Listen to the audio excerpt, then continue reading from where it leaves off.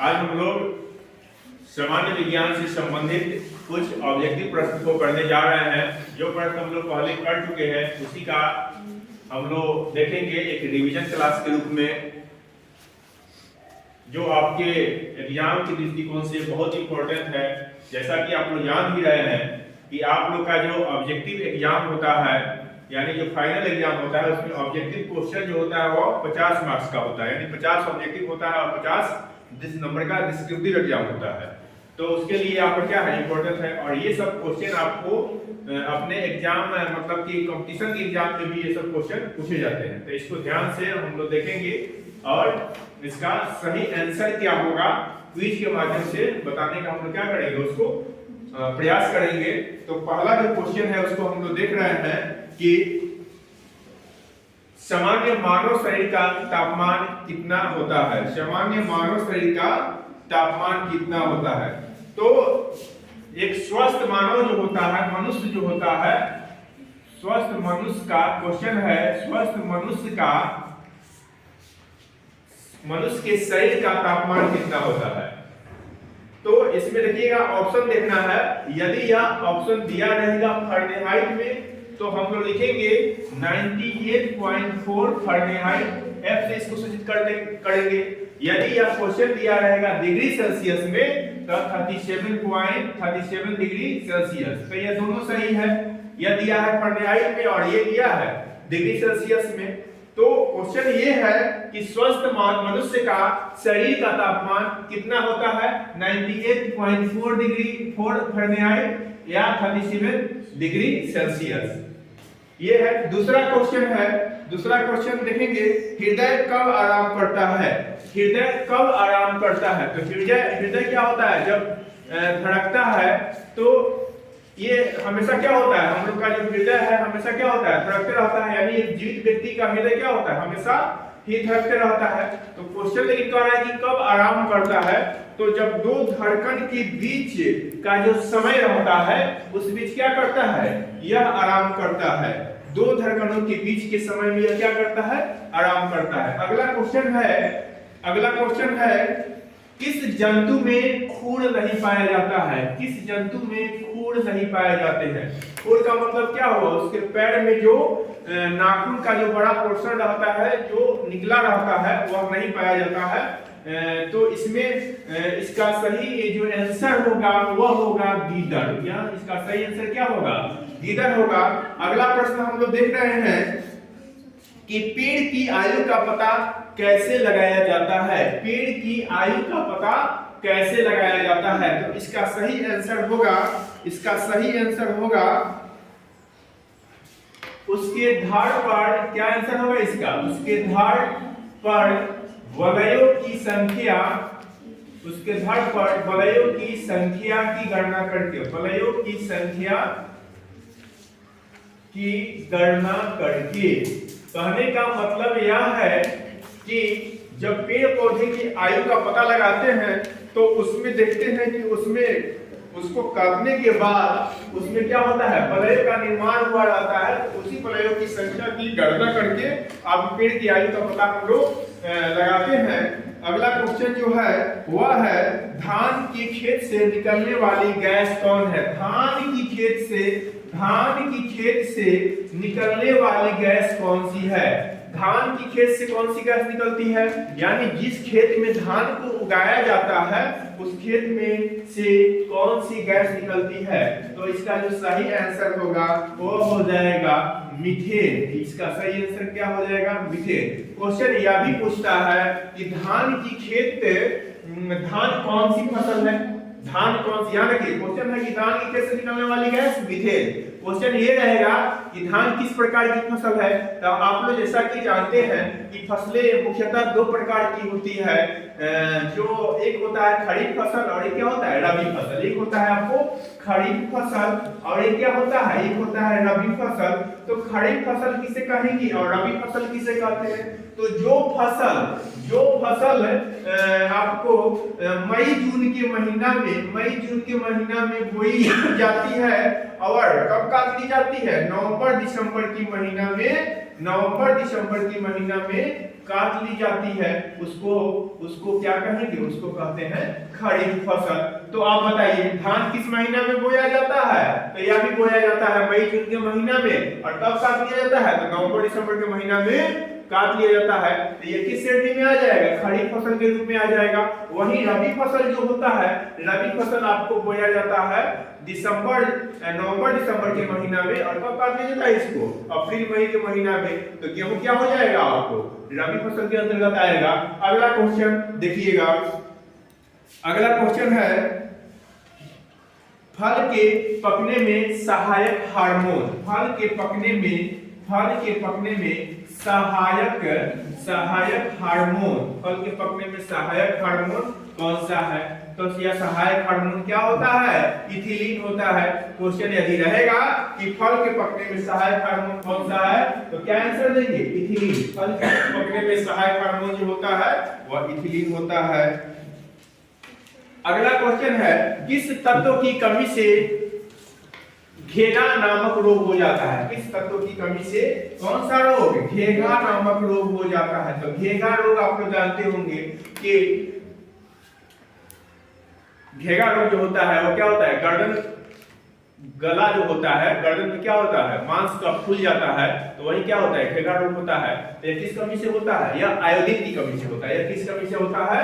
यह होता है आपको आयोडीन की कमी से, आयोडीन की कमी से। आगे हम लोग इसमें और पढ़े हुए थे, जब आप लोग विटामिन की चर्चा हम किए थे तो उसमें बताया गया था कि vitamin A, B, C, D, E और के बारे में बताया गया था। तो विटामिन बी और सी क्या होता है? यह जल में घुलनशील होता है। विटामिन बी और सी क्या होता है? जल में घुलनशील होता है। और विटामिन ए, बी, ई और के क्या होता है? यह वसा में घुलनशील होता है। विटामिन बी और सी जल में घुलनशील, विटामिन ए, बी, ई और के क्या? वसा में घुलनशील। तो आप यह भी कह सकते हैं, क्वेश्चन यदि रहेगा कि जल में घुलनशील विटामिन कौन है, तो बी और सी है। तो वसा में घुलनशील विटामिन कौन है? तो ए, डी, ई और के। पढ़ते अगला क्वेश्चन देखिएगा। अगला क्वेश्चन है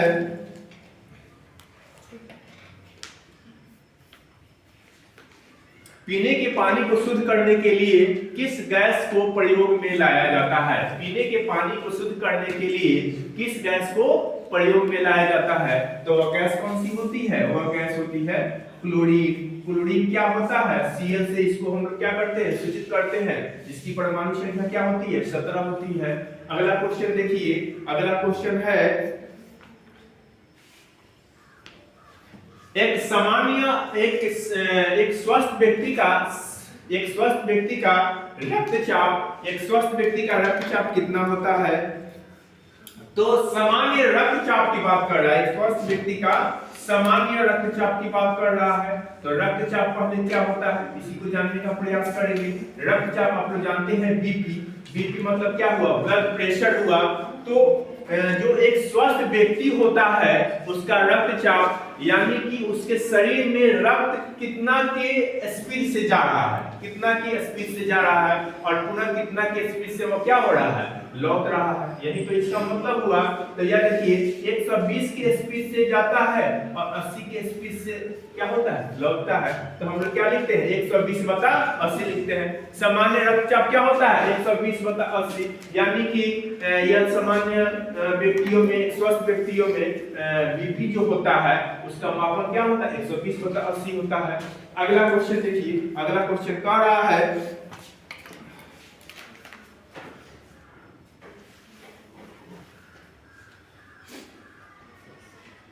बीसीजी का टीका। क्या कह रहा है? बीसीजी का टीका, बीसीजी का जो टीका है यह एक नवजात शिशु में, नवजात शिशु का मतलब क्या है? नया जन्म लेने वाला शिशु में, ठीक है ना? तो जन्म लेने वाला नया जन्मजात शिशु में जो होता है वो कितने दिनों के भीतर लगाना चाहिए? बीसीजी का टीका नवजात शिशु में कितने दिनों के भीतर लगाना चाहिए? तो इसका सही आंसर क्या हो जाएगा? 7 दिनों के भीतर उसको जो है बीसीजी का टीका लगाना चाहिए। अगला क्वेश्चन जो है, अगला क्वेश्चन देखिए, अगला क्वेश्चन कह रहा है पोलियो के टीके की खोज किसने की? पोलियो के टीके की खोज किसने की? तो इसका सही आंसर क्या होगा? जॉन साल। पोलियो के टीके की खोज किसने की? तो इसका सही आंसर हो जाएगा जॉन साल। अगला देखेंगे, अगला क्वेश्चन है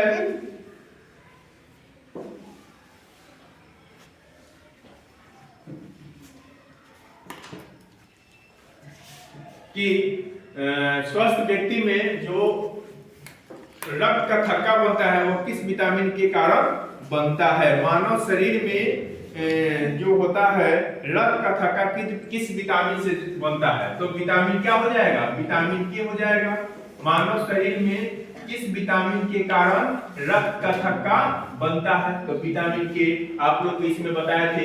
विटामिन ए में क्या होता है? तो विटामिन ए में आपको क्या होता है? किस कौन सा विटामिन रोग होता है विटामिन ए की कमी के कारण? विटामिन ए की कमी के कारण कौन सा रोग होता है? रतौंधी रोग होता है। और विटामिन ए का सबसे अच्छा स्रोत क्या होता है? गाजर, ठीक है ना? गाजर हो गया, पालक हो गया, हरी पत्तेदार सब्जियां हो गया, और इसमें क्या हो गया? मांस हो गया, अंडा हो गया, इत्यादि हो गया। और विटामिन ए का रासायनिक नाम क्या है? रेटिनॉल है। उसी तरह से विटामिन बी, तो विटामिन बी का रासायनिक नाम क्या है?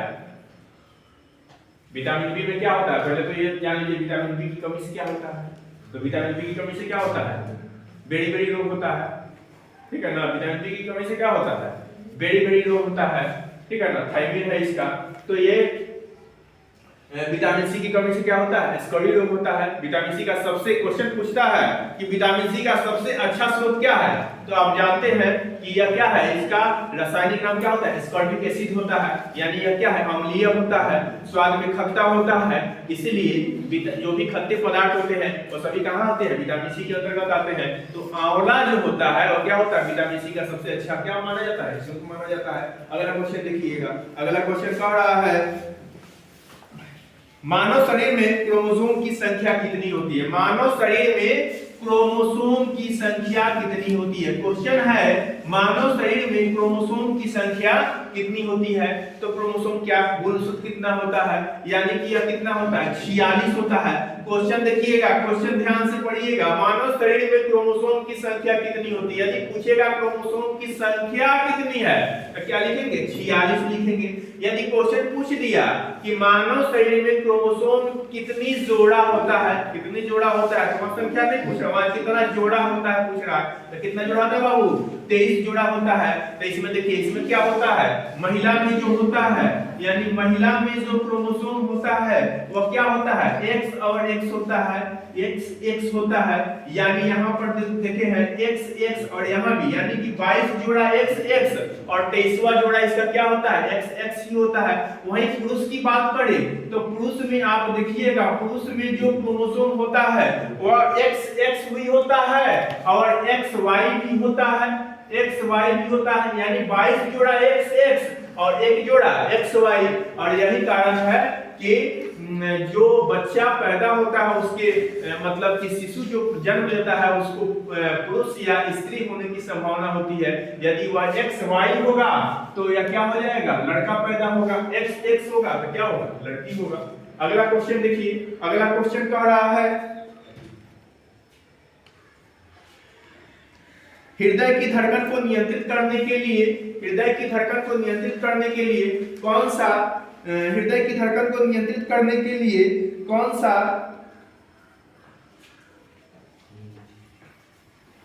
सा खनिज आवश्यक है? हृदय की धड़कन को नियंत्रित करने के लिए कौन सा खनिज आवश्यक है? तो वह क्या होता है? वह होता है पोटेशियम। हृदय की धड़कन को नियंत्रित करने के लिए कौन सा खनिज आवश्यक होता है? पोटेशियम आवश्यक होता है। अगला क्वेश्चन जो है विटामिन डी का मुख्य स्रोत क्या है? विटामिन डी का मुख्य स्रोत क्या है? तो सबसे पहले यह जान लीजिए विटामिन डी क्या होता है। तो विटामिन डी जो है यह सूर्य के प्रकाश से मिलता है, ठीक है ना? और इससे कौन सा रोग होता है? विटामिन डी की कमी से जो है वो जनरली बच्चों में रिकेट्स नामक रोग हो जाता है। इसमें क्या होता है? बच्चा क्या होता है? दुबला हो जाता है, उसका सुखापन रोग जैसा हो जाता है, उसकी हड्डियां क्या होती है? कमजोर हो जाती है। इसलिए विटामिन डी का जो सबसे अच्छा स्रोत माना जाता है वह क्या माना जाता है? सूर्य की प्रकाश। सूर्य की प्रकाश। अगला क्वेश्चन देखिए, अगला क्वेश्चन कह रहा है, अगला क्वेश्चन क्या कह रहा है, अगला क्वेश्चन कह रहा है सर्वदाता वह व्यक्ति है जिसके रुधिर वर्ग होता है। सर्वदाता वह व्यक्ति है जिसका रुधिर वर्ग होता है, यानी किस रक्त वर्ग समूह का व्यक्ति सर्वदाता होता है। सर्वदाता कहने का क्या मतलब है, वो अपना ब्लड जो है, वो अपना खून जो है किसी को भी दे सकता है, वो क्या कहलाया, सर्वदाता कहलाया। तो किस समूह के व्यक्ति सर्वदाता कहेंगे, तो ओ समूह के, ओ रक्त समूह के व्यक्ति। और यदि कहेगा कि कौन व्यक्ति जो होता है सबसे ले सकता है, तो वह क्या होता है, ए बी समूह के व्यक्ति होता है, ए बी समूह के, ए बी पॉजिटिव या ए बी, ठीक है ना। अगला क्वेश्चन देखिए, अगला क्वेश्चन है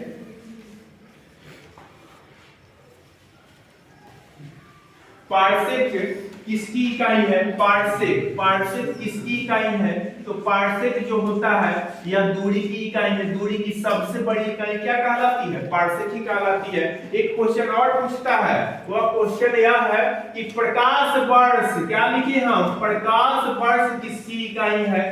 तो यहाँ पर वर्ष देख करके हम लोग कंफ्यूजन में आ जाते हैं कि वर्ष का मतलब क्या हुआ, समय हुआ, लेकिन यह कंफ्यूजन में नहीं रहना है। प्रकाश वर्ष भी जो होता है यह भी क्या होता है बाबू, यह भी दूरी का ही इकाई होता है। तो प्रकाश वर्ष भी क्या हुआ, दूरी का भी इकाई हुआ।